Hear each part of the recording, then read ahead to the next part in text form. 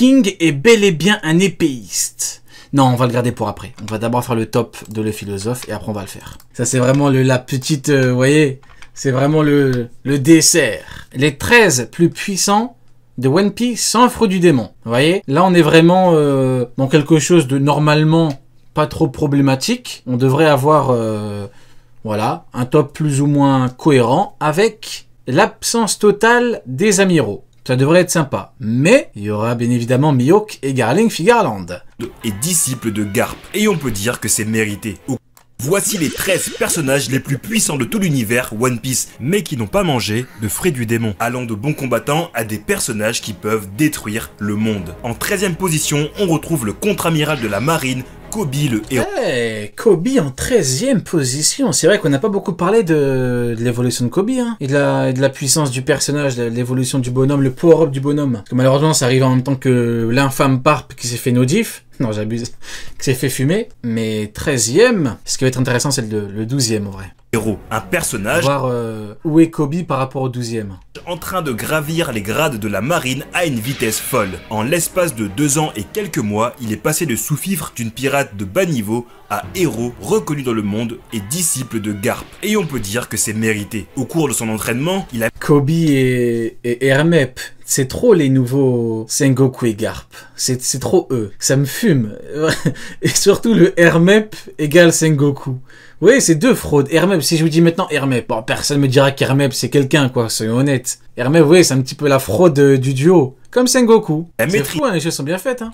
Tout un tas d'arsenal de techniques combatives et s'est forgé un corps pouvant réaliser des prouesses physiques inhumaines. Comme la fois où il a dévié un missile sous-marin qui était destiné au bateau de la famille royale de Dressrosa. Mais c'est récemment que Koby a surpris les lecteurs de One Piece. Si jusque-là il se contentait de petits accomplissements mineurs, c'est bien au chapitre 1088 qu'il a révélé son énorme potentiel. En utilisant... Mais ce qui est déplorable, il y a deux choses qui sont malheureusement déplorables avec cette action. C'est que 1. Koby a fait les mêmes dégâts que Garp. Ça, c'est horriblement factuel, mais il faut le dire. Il faut savoir accepter la vérité. Il a fait les mêmes dégâts que lui. Et surtout, il aura fallu la mort ou la fin de Garp pour que Koby évolue. Vous vous rendez compte à quel point c'est triste. Il aura fallu... J'ai pas envie d'exagérer, mais tellement que Garp est nul en maître, il aura fallu sa mort pour que Koby atteigne ce niveau-là. Vous voyez ce que je veux dire? Pourquoi? Parce que malheureusement, Garp, il est nul à quasiment tous les niveaux. Il est également en termes de... Voilà, au niveau de l'enseignement, malheureusement, il aura fallu sa mort. C'est triste, hein, mais c'est comme ça. C'est comme si pour Luffy, il faut impérativement que Rayleigh meure pour qu'il atteigne, pour qu'il puisse battre Cracker. Vous voyez ce que je veux dire? C'est horriblement factuel, mais c'est factuel. Son incroyable haki, il a détruit d'un seul coup de poing tout le bras d'Avalo Pizarro qui contrôlait l'île de la Ruche. Ce qui, en passant, a détruit le vrai bras du commandant de la 4e flotte de Barbe Noire. Un exploit qui a... Là, Pizarro le GOAT. Choqué tout Pizarro, il a dit « Garp, tu quitteras pas l'île ». Masterclass de Pizarro. Le monde et qui montre toute la marge de progression de ce personnage. À l'heure actuelle, Koby vient à peine de maîtriser ce pouvoir. Dans le chapitre, lui-même ne savait pas comment il allait détruire c'est trop grand, il a paniqué. Le bras d'Avalo Pizarro. On ne peut pas le mettre plus haut dans ce classement. Vous verrez qu'il y aura des personnages beaucoup plus forts que Koby dans cette vidéo. Les critères de position seront bien sûr le fait d'être sûr que le personnage n'a pas de fruit du démon, le niveau de maîtrise du haki, les quelques informations j'ai hâte de voir Rayleigh vieux par contre. Disséminées dans le manga, et bien sûr, le plus important pour moi, les faits accomplis qu'on a vus dans l'œuvre. Plus globalement, ce sera la puissance du personnage, quels que soient les outils utilisés. Et non, je te le dis, Goldie Roger ne sera pas numéro 1, mais ça tu le sauras à la fin de la vidéo. En 12e position, on retrouve Killer, le second de l'équipage de Kid et un des 12 supernovas. Il avait une prime de 162 000... Killer contre Koby. Killer, je sais pas, j'ai toujours été dubitatif vis-à-vis du personnage et de son niveau, et vis-à-vis du niveau qu'un très grand nombre lui attribue, parce que certes, sur le toit, bon, bah, il a fait, vu que c'était un 5 contre 2 et que bon, vous voyez, hein, L'avantage quand t'as plusieurs contre un, bah, même les fourreaux rouges ont pu taper Kaido, le toucher, enfin vous savez comment ça fonctionne, bon même s'il y a le truc avec Kaido qui s'espère et tout. Vous voyez ce que je veux dire? Le truc du toit, c'est que bon, tu peux profiter du fait que vous êtes plusieurs pour bien taper. Après le problème c'est qu'après l'affronter Hawkins, mais autre problématique, Hawkins utilisait son pouvoir de merde avec Kid. Donc c'est pour ça que Killer, c'est chiant quoi. C'est typiquement le genre de mec qui a des combats, mais bon. Millions de berry avant l'ellipse. Et maintenant, la dernière prime que l'on connaisse de lui est à 200 millions de berry. Si son capitaine a une prime de 3 milliards, c'est que la sienne a forcément dû augmenter aussi. Je sais que certains vont me Autre problème, Hawkins, c'est nul. dire que techniquement Killer a mangé un smile, donc il devrait ne pas compter. Mais son smile ne lui a rien apporté. C'est un combattant qui Ah, le pauvre Killer, en plus, il a mangé un fruit pour rien. n'utilise C'est vraiment le flopper. Non, il a battu Hawkins quand même, j'ai pas abusé. pas de pouvoir en plus de ce qu'il Non, avait déjà. n'exagérons pas, Évidemment, n'exagérons pas. Killer est confirmé comme un utilisateur des deux types de haki. Et il a fait partie du groupe des 5 pirates qui sont montés Incroyable, regardez comment ils avancent. et comme un utilisateur des deux types de haki. Et il a fait partie Tout ça pour se faire one shot par Shanks. du groupe des 5 pirates qui sont montés sur le toit et se sont dressés face à Kaido et Big Mom. Et dans cet affrontement, il n'a pas fait que de la figuration. Il a montré de belles compétences Killer, il a mangé un fruit, il a dit à partir d'aujourd'hui, rions. de À combat partir d'aujourd'hui, je vais rire. J'ai mangé un fruit pour rire. avec ses lames Punisher qu'il n'avait pas Barbe Blanche, il a mangé un fruit pour détruire le monde, moi c'est pour rire. lorsqu'il se Oh le flop. faisait passer pour Non, l'assassin non, c'est méchant en plus. Quand on connaît les conditions et tout du truc, non, faut pas abuser non plus. Kamazo. Il a pu blesser Kaido de l'intérieur dans sa forme dragon, en utilisant ses techniques maniant le son pour causer des dégâts internes. Oui, au cas où si vous n'aviez pas compris, il n'a pas vraiment découpé Kaido à ce moment-là. Après l'affrontement sur le toit de Nigashima, il a ensuite vaincu Basil Hawkins. Killer était nettement supérieur à Hawkins. La seule raison pour laquelle ce combat a duré, c'était dû au fait que l'homme masqué devait trouver une façon d'attaquer Hawkins sans C'est dommage, hein. Parce qu'en vrai, Hawkins, il aurait pu être plus fort, même sans son truc de Golemon. Hein. En vrai, on aurait pu avoir un combat autre. Mais moi, mon avis à moi, c'est au niveau du style de combat, vu que vu que Hawkins n'utilise pas principalement un truc d'épée et tout, et que lui, bon, Oda, il s'est dit, bon, j'ai fait un combat différent, il a raison, hein, ça fait un truc différent. T'as lui qu'un pouvoir de merde, d'autres qui cherchent un stratagème, c'est très bon. Mais on aurait pu avoir un vrai combat pour Killer, et pas un nul comme Hawkins, quoi. blesser son capitaine, Eustace Kid. Une fois l'astuce trouvée, le combat était réglé.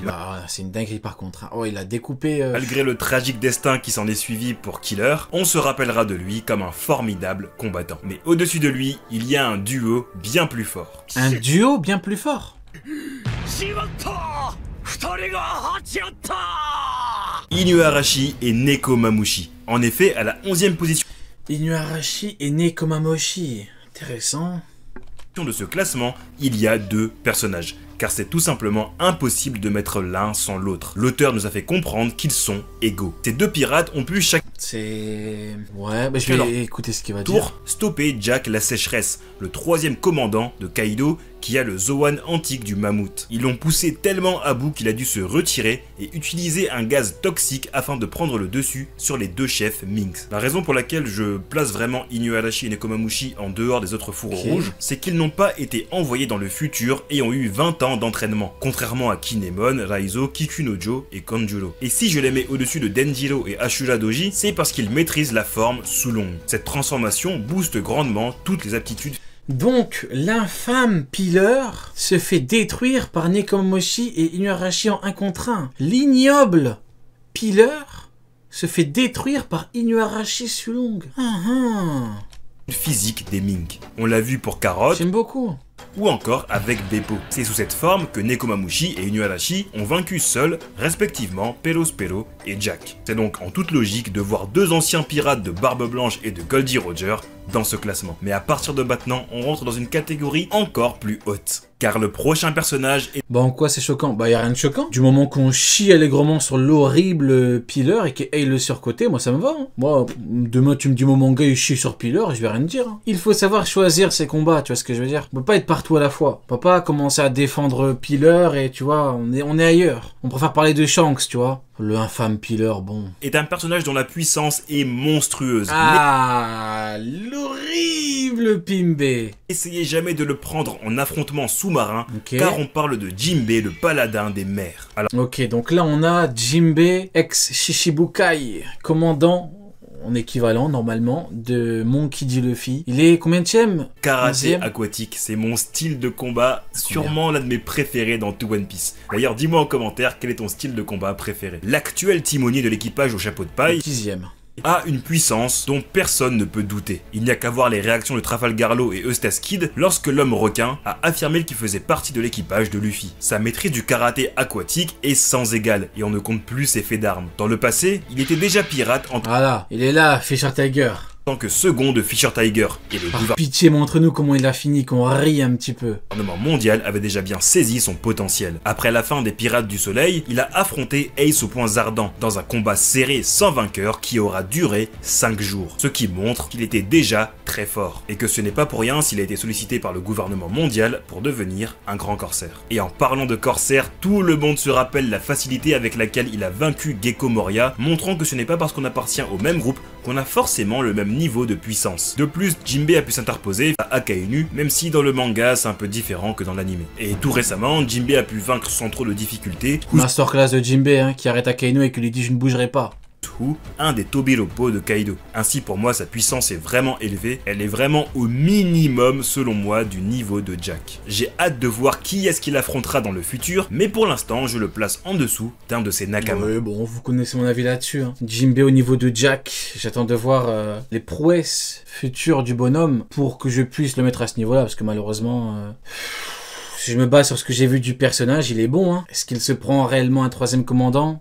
Le cuisinier de l'équipage au chapeau de paille, Sanji. Après l'arc Wano, il faut le dire, Sanji est littéralement devenu un monstre. Je sais pas si on se rend compte de la grosse évolution qu'a Et là, ouais, là on est dans quelque chose d'autre. Là on a un vrai truc. Et là on a Sanji, l'homme qui a battu Queen. Vous voyez, le mec...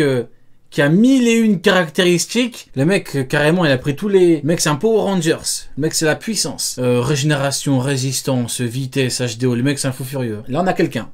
eu Sanji. De Punk Hazard, où en échange de coups avec Vergo lui a fracturé l'os de la jambe, à maintenant où il a un corps qui se guérit tout seul et brise une attaque de Queen sans utiliser le Haki. On a encore eu une démonstration tout récemment lorsque le Séraphin S-Shark ne lui a fait aucun mal en le... Voilà. Si Jinbei frappe Sanji, c'est exactement ce qui se passe.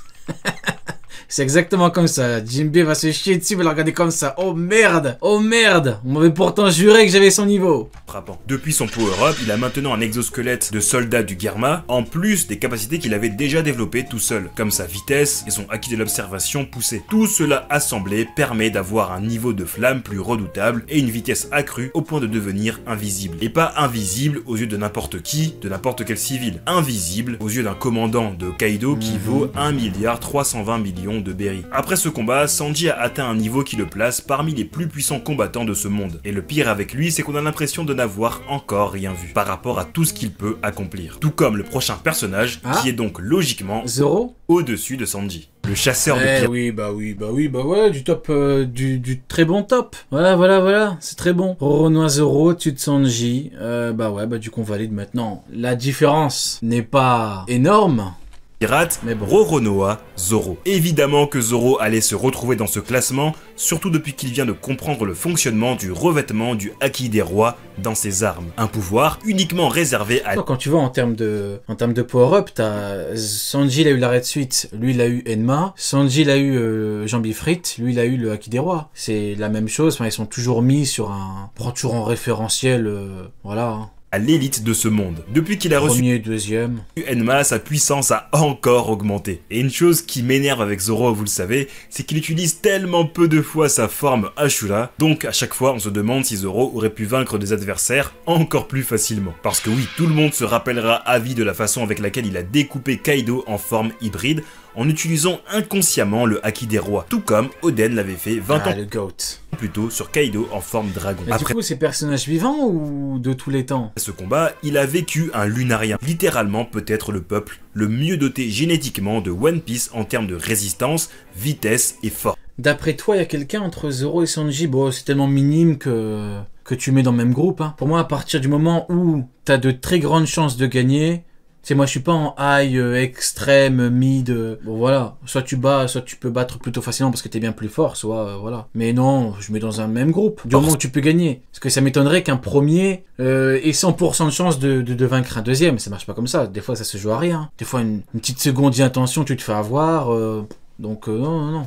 Une fois que Zoro a compris comment utiliser le haki des rois, le combat était décidé. Et donc Zoro vient de passer le palier d'un second empereur. Même si évidemment tous les seconds empereurs n'ont pas le même niveau. Mais ça reste... Tous les seconds empereurs n'ont pas le même niveau. Alors attendez que je vérifie. Ben Beckman, Marco, Mihawk, Zoro, il manque qui? Katakuri, il manque qui? Bah si, c'est le même niveau. Shiryu. Ah non, c'est vrai, Shiryu il est intermédiaire, c'est vrai. C'est vrai, autant pour moi. On m'a promis que Shiryu était nul, mais qu'il était niveau intermédiaire, c'est nouveau ça.